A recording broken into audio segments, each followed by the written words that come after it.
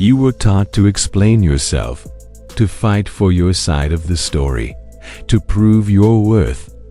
Machiavelli would call that obedience, the first stage of defeat in The Prince. He warns that perception is more dangerous than truth because truth can be ignored. But perception can crown you or crucify you. This is the weapon most never touch. Withdrawal, when you step back. When you cut the lines, when you remove the warmth of your presence, the air changes, they feel it, they panic. Silence becomes a blade they can't parry. The weak will call it ghosting. But Machiavelli would call it forcing the enemy to act without you.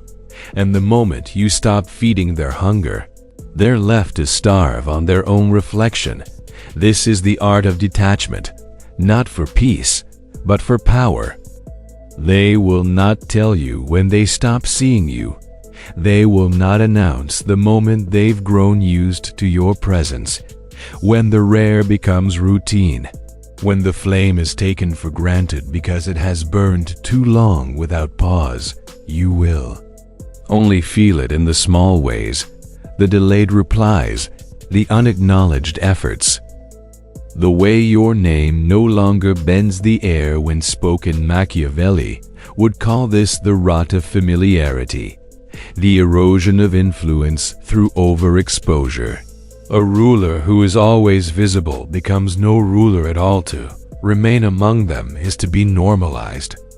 And once normalized, you are reduced. They will assign you a place in their hierarchy without your consent, and it will be beneath their own. You become furniture in their world, always there, always available, always unnoticed. The first correction is absence. When you leave, you create a vacuum, and nature, like people, despises a vacuum. Your absence becomes an event, a disruption in their predictable weather. The sun is gone, and the room grows cold. They do not admit this at first. No, they will tell themselves they are fine. They will speak to others as if your departure means nothing.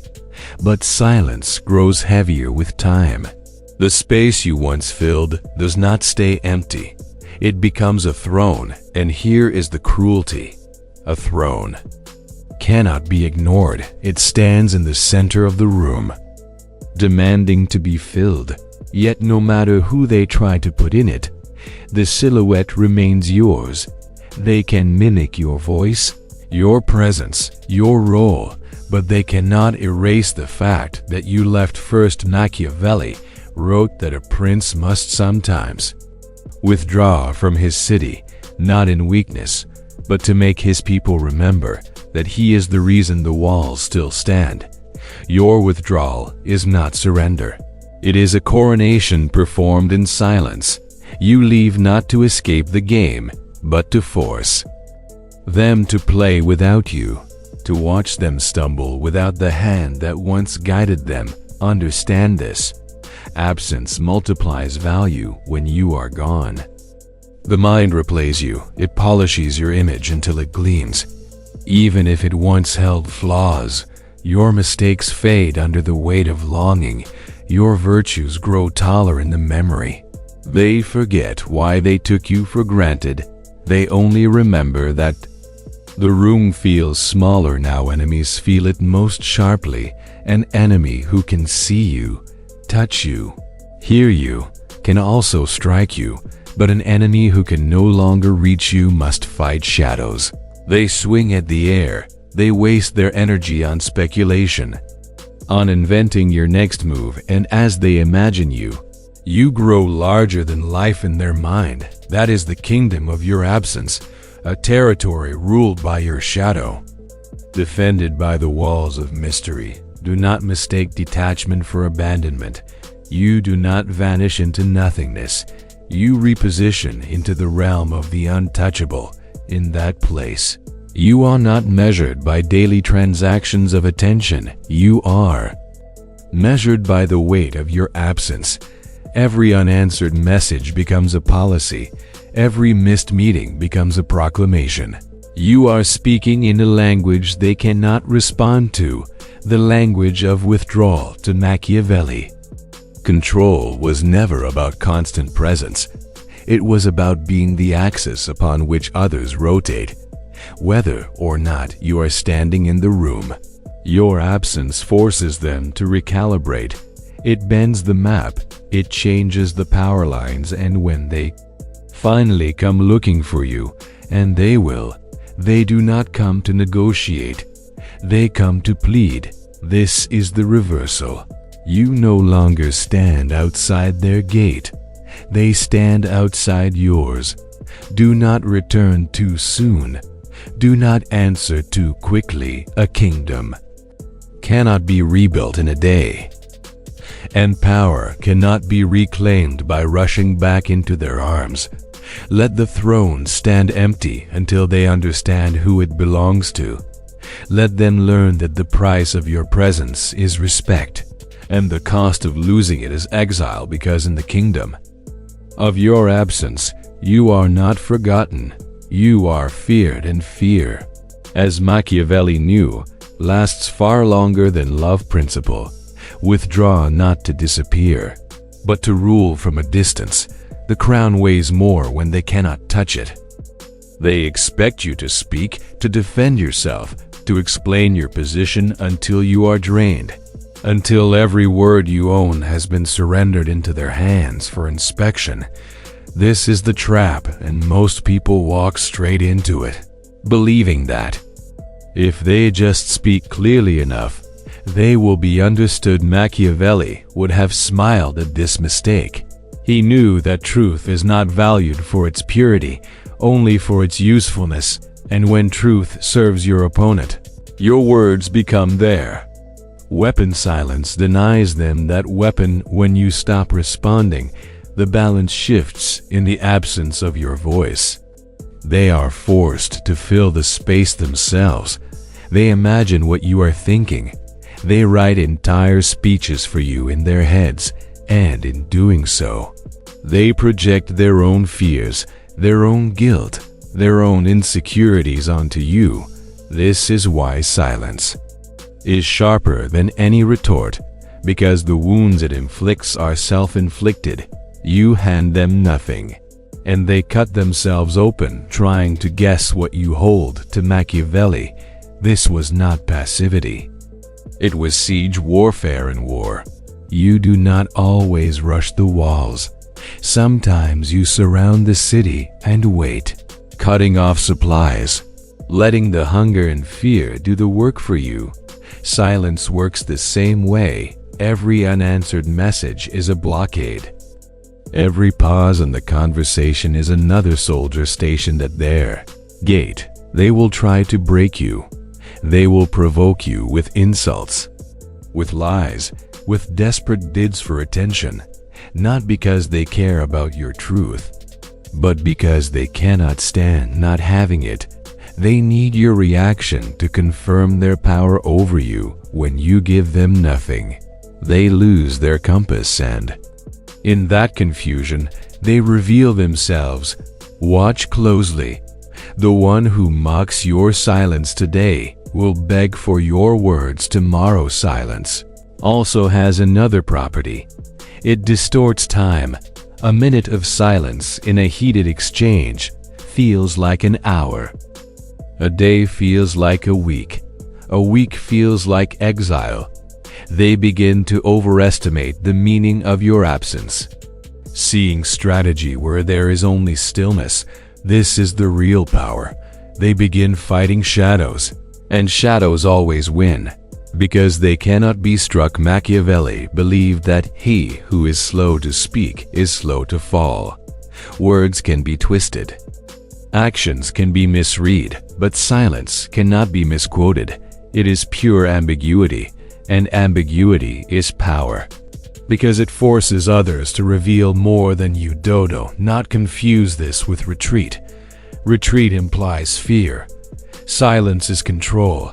It is the art of saying, I will decide when this conversation begins, and I will decide when it ends, and until I speak, Nothing moves forward. Picture a king and his court petitioners come forward, pouring out their grievances, but the king does not respond immediately.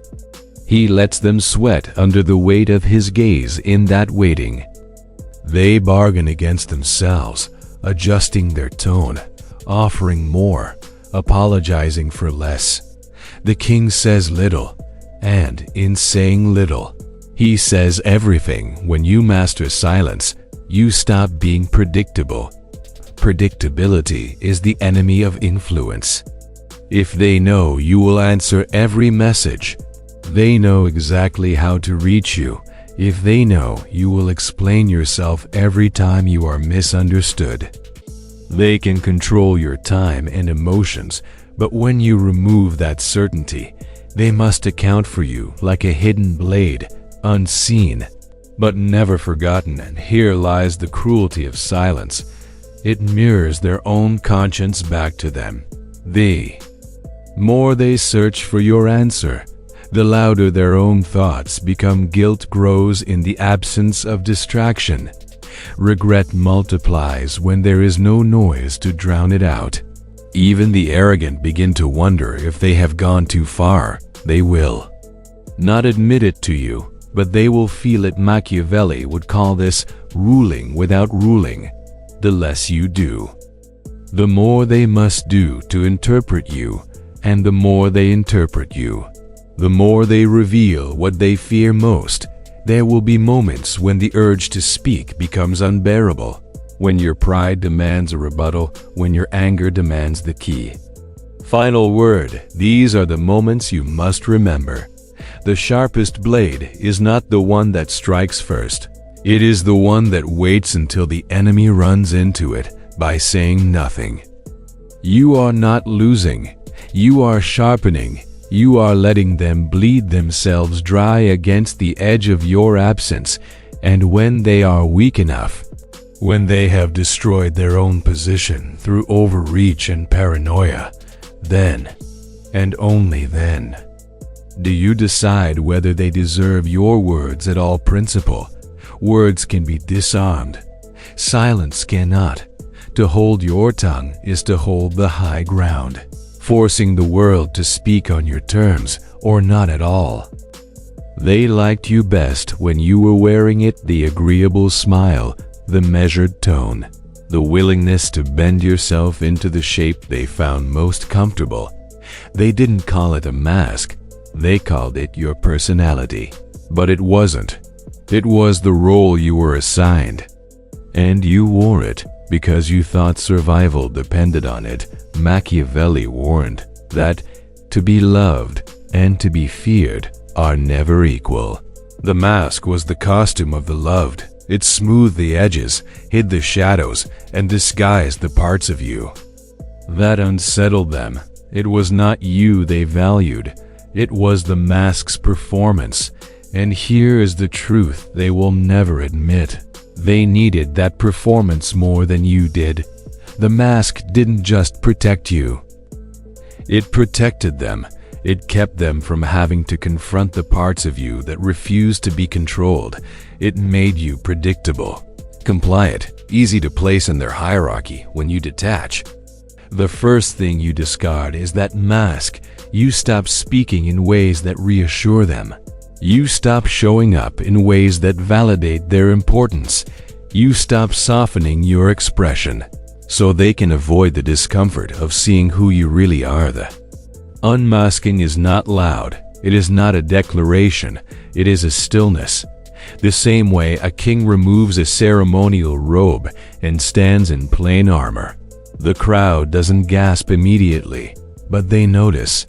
They notice because the performance they relied on has vanished, and the face before them is carved from stone. Machiavelli believed appearances should be crafted as weapons, not shackles. The mask was a shackle, beautiful but binding. When you remove it, you choose to be feared rather than liked, and fear, as he knew, holds longer in the mind. Without the mask, you will be accused of changing.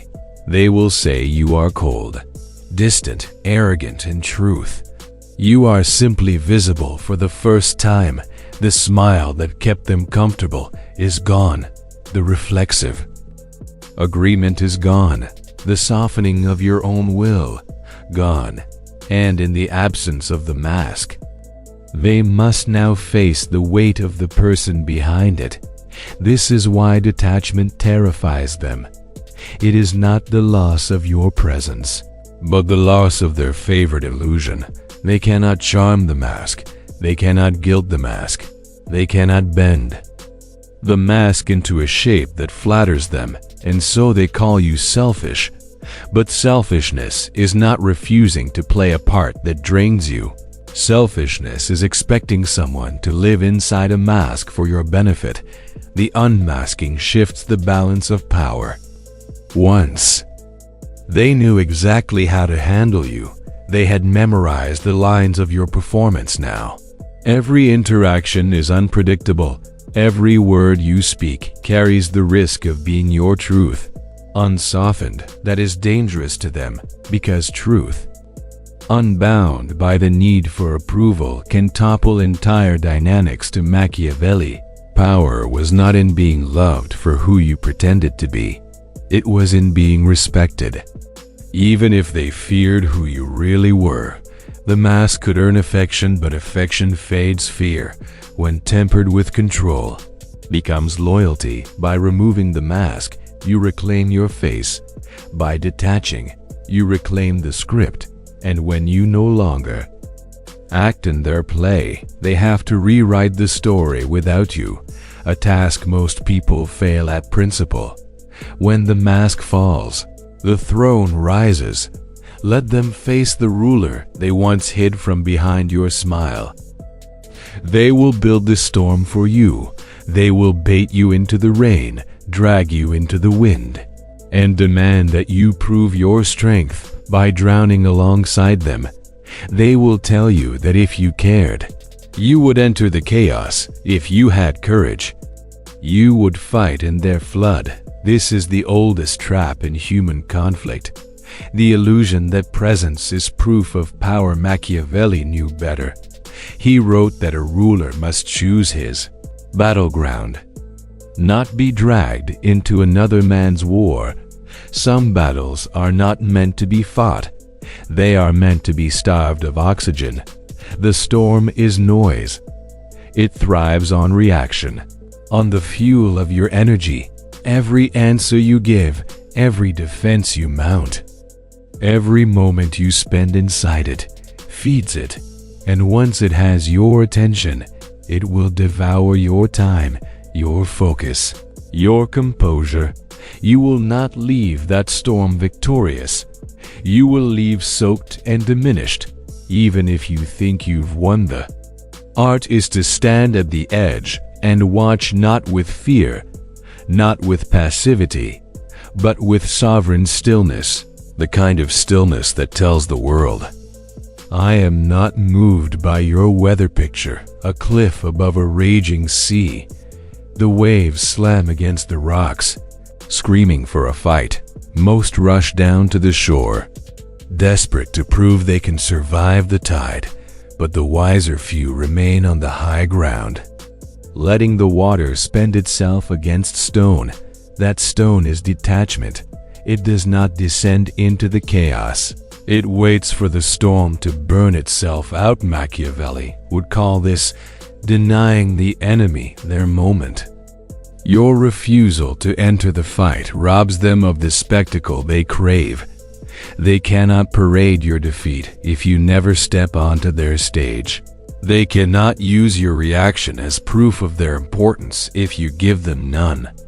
Those who are addicted to chaos will see your restraint as arrogance. They will accuse you of running, but silence and distance are not retreat. They are refusal. Refusal to play a rigged game. Refusal to stand where every strike is designed for you. Refusal to trade your crown for the satisfaction of a public brawl. There is a certain cruelty in this, and it is deliberate. By not entering their storm, you force them to remain in it alone. They must face the wind they summoned, the waves they unleashed without your presence to steady them. In time, the storm becomes their prison.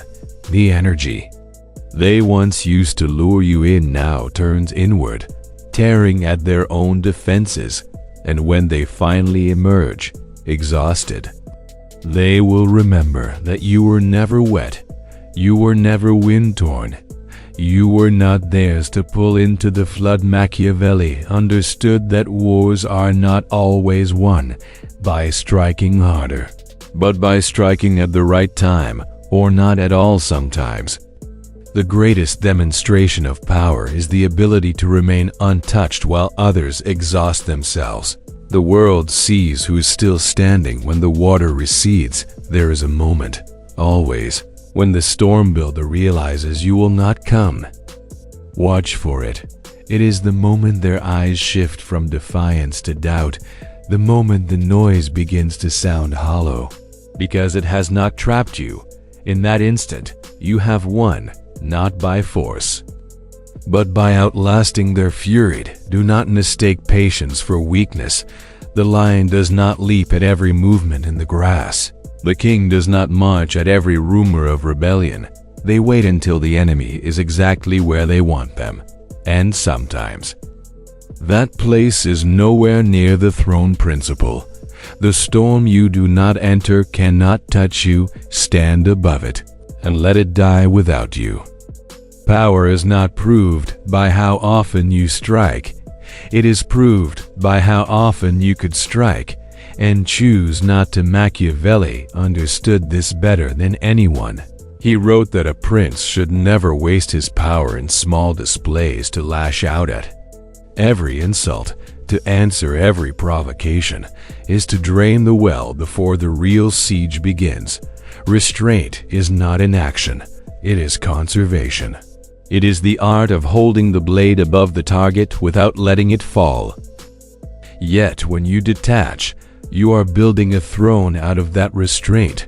You are showing that your time, your energy, your presence are not currency for petty transactions. You do not answer every summons. You do not rush to correct every misunderstanding. You allow small slights to pass unchallenged, not because they do not matter, but because you know they are not worthy of your hand. Restraint terrifies those who thrive on reaction. They are accustomed to pulling strings and watching you dance.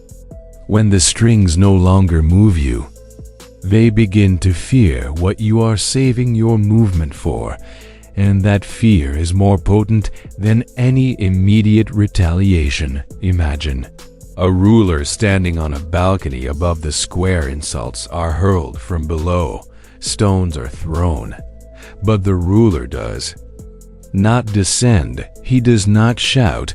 He does not order the gates opened for battle. He simply watches, expression unreadable, until the mob exhausts itself. That is the image of power that lasts, power that is not provoked by noise. Machiavelli would say that your enemy's impatience is your greatest weapon. The longer you wait, the more they overreach, exposing themselves. In desperation, restraint allows them to dig their own grave while you remain untouchable. It is tempting to believe that every act of disrespect must be answered, but immediate retaliation is predictable. Predictability makes you weak. Those who know your moves can control you. Those who can provoke you will already own a piece of your throne. Restraint severs that ownership. It makes every move you do make an event. Every decision carries more weight because it is rare. Every word is studied because it is not given freely. You become less accessible, more sovereign, and in this scarcity, your value rises. To Machiavelli, fear was more stable than love, and nothing builds fear more effectively than uncertainty. Restraint is the architecture of uncertainty. It leaves them wondering if you will act at all, and if so, when that waiting becomes its own punishment. Do Not confuse restraint with forgiveness. You can forgive without restraining yourself. And you can restrain without forgiving. Restraint is not mercy. It is strategy. Mercy leaves the door open. Restraint builds the door higher. The throne you build through restraint is not for comfort. It is for vantage. From that height, you see further. You decide when the gates open. You decide when the war horn sounds, and until that moment, you let the world know nothing of your intentions. Principle. Power grows in the pauses. The one who does not strike at every provocation becomes the one they fear to provoke at all.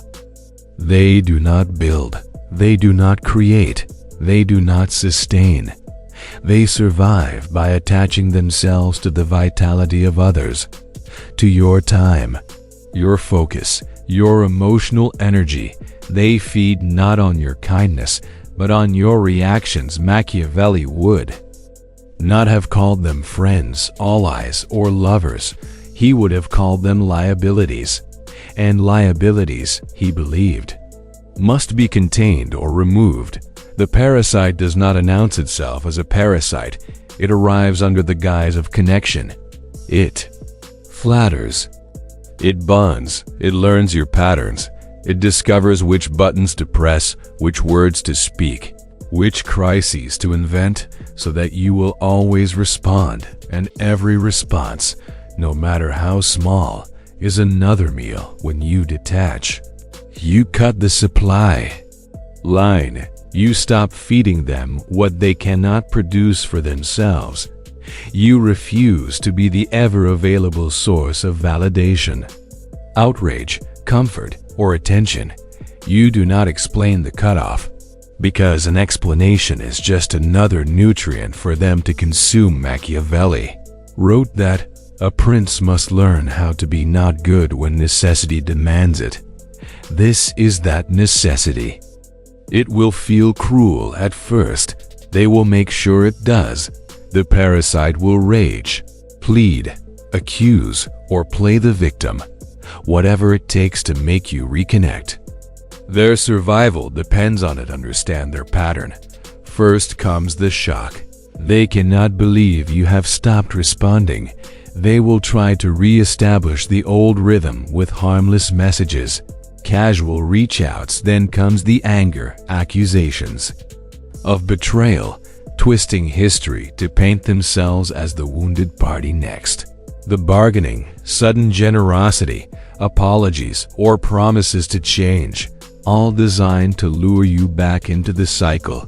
Finally, the collapse, the moment they realize the host is gone for good, and they are left with nothing to draw from. Your task is to outlast every phase. This is not done by fighting them, but by refusing to re-enter the arena. A parasite cannot feed on air. Machiavelli believed that power was not only about who you could control, but also about who could not control you. By starving the parasite, you demonstrate mastery over yourself. You show that your energy is not public property. Do not expect applause for this act. Parasites rarely thank the host for withdrawal. They will tell others stories about your cruelty, your selfishness, your coldness. Let them.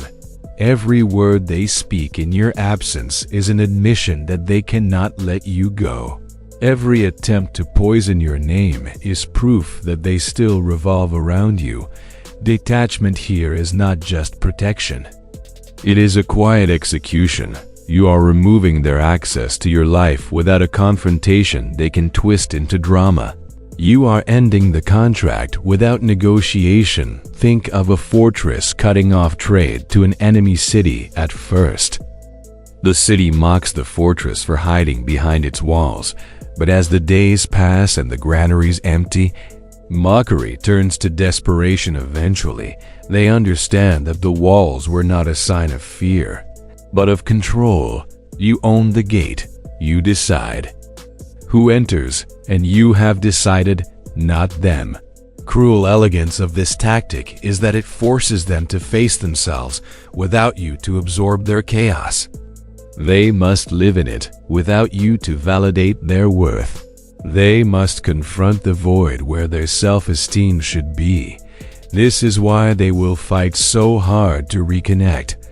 Not because you are replaceable, but because you are not. Machiavelli would say that the highest form of strategy is not defeating the enemy in open battle.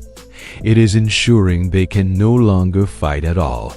Starving the parasite is not about revenge. It is about ending the cycle so completely that it can never restart in time. The memory of your presence will shift in their mind. You will become the one who got away, the one they could not bend, and in that transformation, you move from a source of sustenance to a symbol of loss. That symbol will haunt them far longer than any argument ever could. Principle. To cut them off is not cruelty, it is sovereignty. You are the gatekeeper of your energy. The parasite only lives if you feed it. Disappearance is not the same as erasure. When you leave, you do not vanish. You change form. You pass from flesh into symbol, from presence into shadow, and shadows have more reach than bodies because they live where light cannot touch. Machiavelli wrote that men are more taken by appearances than reality.